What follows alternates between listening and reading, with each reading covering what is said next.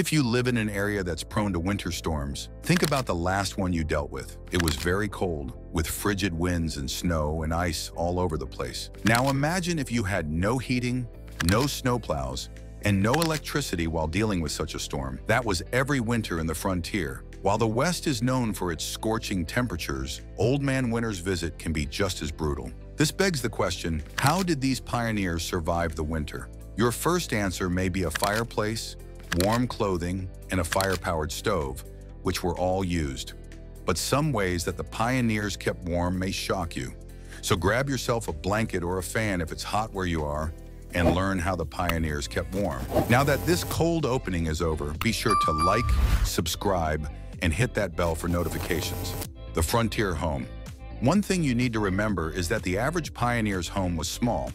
When you think of a log cabin, you're probably thinking of a vacation rental with several rooms and floors. But log cabins in these times were 16 by 18 feet. One good illustration is to look at the Lincoln family home. Wild to think a president came from such small beginnings, huh? And you thought an apartment was small. Imagine living with your family in such a small house. You'd probably go stir crazy, especially in winter. Homes were also made from sod, tin, or stone, but these houses were also just as tiny. While homes were small, there was much less space to heat. A crackling fireplace could keep the home warm when the temperatures outside were low, provided families stocked up on wood. But this didn't heat up all the homes. For one, the floor wasn't some plush carpet, but often dirt. When the socks didn't help, housewives would stand on wooden blocks while doing chores so their feet didn't freeze. Some homes could warm themselves up by using rugs or animal pelts. Others would weave blankets and give their bed as much warmth as possible. During non-productive days, some would stay in bed for as long as possible so they would not have to feel the frigid temperatures on their toes. Also, before the invention of heating, it was normal for people to share beds. When you think of sleeping in the same bed, you may think of couples or a young child sleeping with their parents after having a nightmare. But in these times, friends, older kids, and even complete strangers would share beds. The reason is simple. If you're next to someone, it's much warmer than if you are alone. Let's also talk about the beds. Most pioneers could not afford anything fancy. In fact, a mattress could be just a cloth sack stuffed with feathers, wool, or dried grass.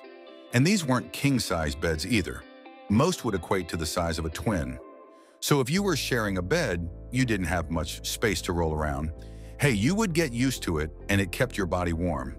Yes, keeping your entire body warm was essential, but there was one part of your body that you had to make sure stayed warm at all times. Keeping your feet warm.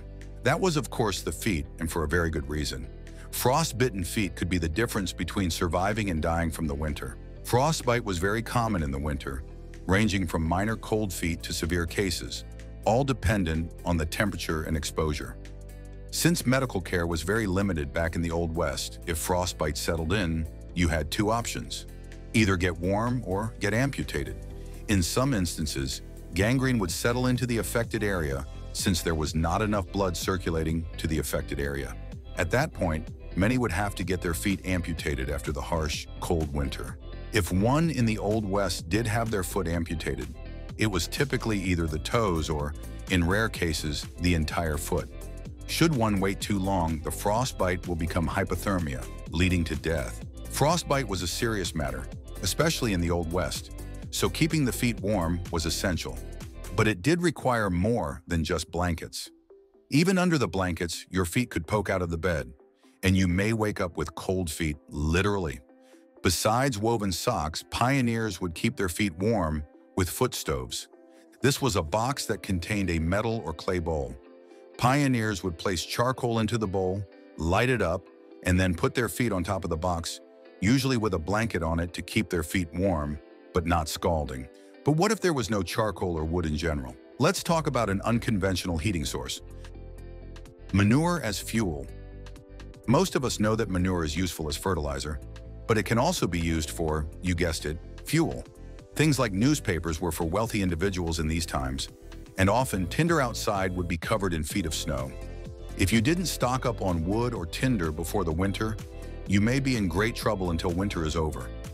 Luckily, if you were a farmer, you had a constant supply of tinder that came right from the horse's, well, not mouth. Manure would be dried and then burned when it was time to start a fire. Desperate pioneers weren't the only ones who used it either. The early European settlers would use buffalo dung as fuel. Their name for it? Buffalo chips. You may think that this would lead to homes smelling bad, but dried dung, specifically from herbivores, doesn't smell as bad when all the moisture is removed. Some describe the scent as like hay or grass. Also, many indigenous tribes would use animal dung for fuel, such as the Pueblo Indians.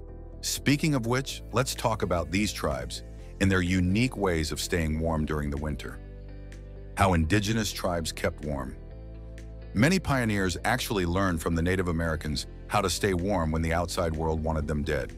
One of the best examples of this is the teepee. To the uninitiated, the teepee doesn't look much different than the tent. And like a tent, it only takes about half an hour for a seasoned tribesman to set it up. But the genius came from its simplicity.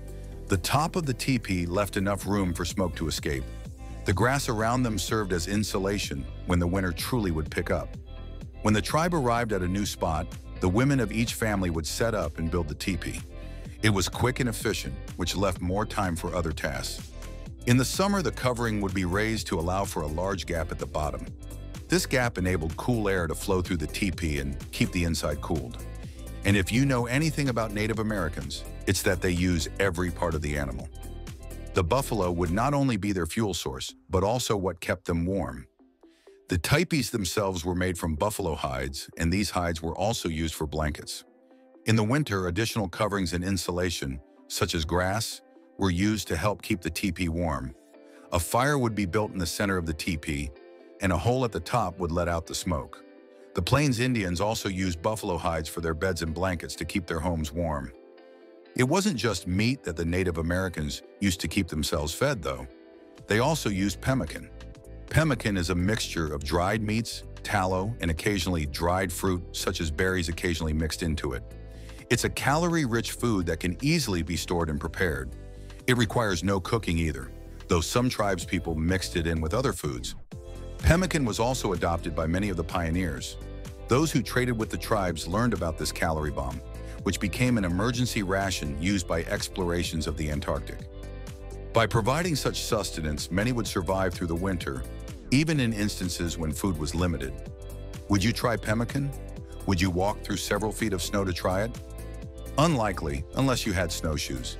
Native Americans also used snowshoes, another genius invention. It's so simple, consisting of wood and binding, yet its design lets the wearer float over snow so that they don't sink. This prevented them from freezing or possibly getting buried when the snow collapsed around them. And once again, many pioneers learned from Native Americans and fashioned their own take on snowshoes. So many pioneers benefited from the Native Americans. However, there is one question that has not been answered, one which you're probably wondering as well. Food, water, and mental sanity. How did the pioneers prevent starvation? Before refrigeration, one tool they used to preserve meat was smoking or salting it. In fact, smokehouses were often vital in ensuring that all food was preserved for the winter. Smoking created cured meat, which was treated by wood smoke. In many instances, these cured meats would last months, even years. Salt was used as a food preservation tactic because it was a simple yet effective means to keep food safe. It also enhances the flavor. Meats were put in brine solutions, or salt would be added during the cooking process. Adding such salt would take moisture out of food and reduce overall bacterial growth and shelf life. It also masked unwanted tastes while also enhancing the more desirable ones. If available, heated beverages like coffee and tea were also heated on a stove. This kept the average pioneer warm and provided a great pick-me-up when winter tiredness kicked in. Some teas, such as the Mormon or cowboy tea, were brewed as it was used not just to keep the body warm, but also provided invaluable medicinal purposes. As for water, wells were a common source.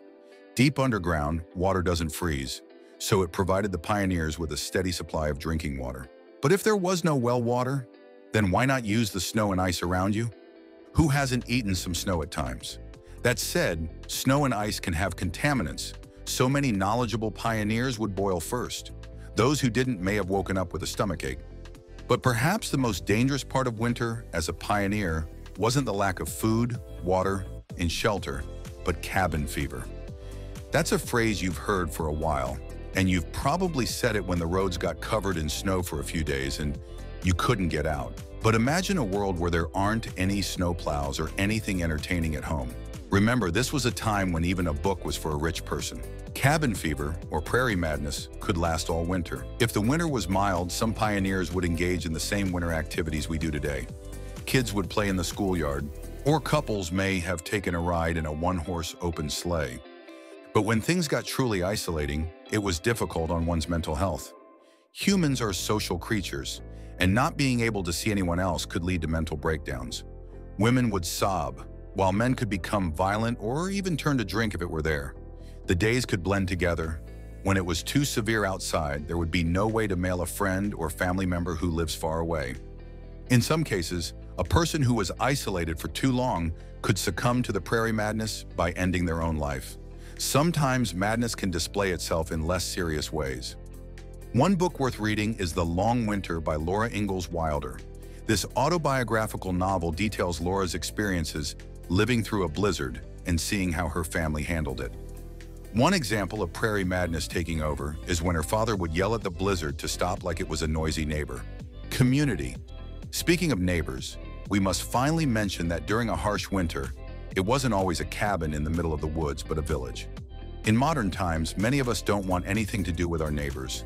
But for the longest time, human beings relied on each other to get past challenges, and this included winter. It was common for people to barter or even give supplies to others during the winter.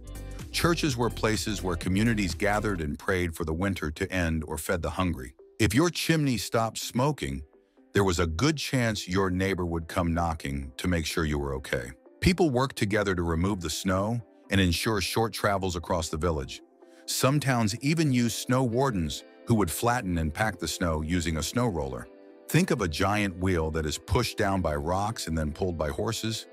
Many horse-drawn vehicles would be replaced with these runners, as they were ploys that would help clear the major streets for those in carriages. Community was perhaps the best survival tool, not just for survival needs, but also for comradeship during a time when you could go stir crazy. Some even worked too. Some had to work during the winter too in order to survive. Cowboys, for instance, were out there on the cusp of winter to get the cattle to migrate to the south prior to the winter weather arriving in order to graze better. Millions of cattle moved from states such as Colorado to Texas and other places. But due to the amount of wreckage such grazing caused the land, many sought options. Some managed to make it, but many perished. One of the harshest was the winter of 1886, a disaster in the making caused by a drought-ridden summer and overuse of fencing. The temperatures dropped over 50 degrees below zero, with gale-force winds blowing snow. Many cattle and cowboy did not survive due to the harsh winters. These harsh winters resulted in ranchers losing over 3/4 of their livestock in this winter. Though it did lead to the prohibition of fencing on public lands, it also proved to many just how brutal the winters were. While many hunkered down, others were out there, proving that being out there in such conditions may be more detrimental than the monetary value it is worth. And that's all the time we have for today. There's definitely a part 2 where we could talk about some of the most brutal winters the pioneers could have faced, from all livestock being wiped out to being trapped inside feet of snow. So if you want another video, be sure to let us know. With that said, what was the harshest winter you had to face? And be honest, if you had to live a winter like the pioneers, could you? Or would you become an icicle? Let us know in the comments.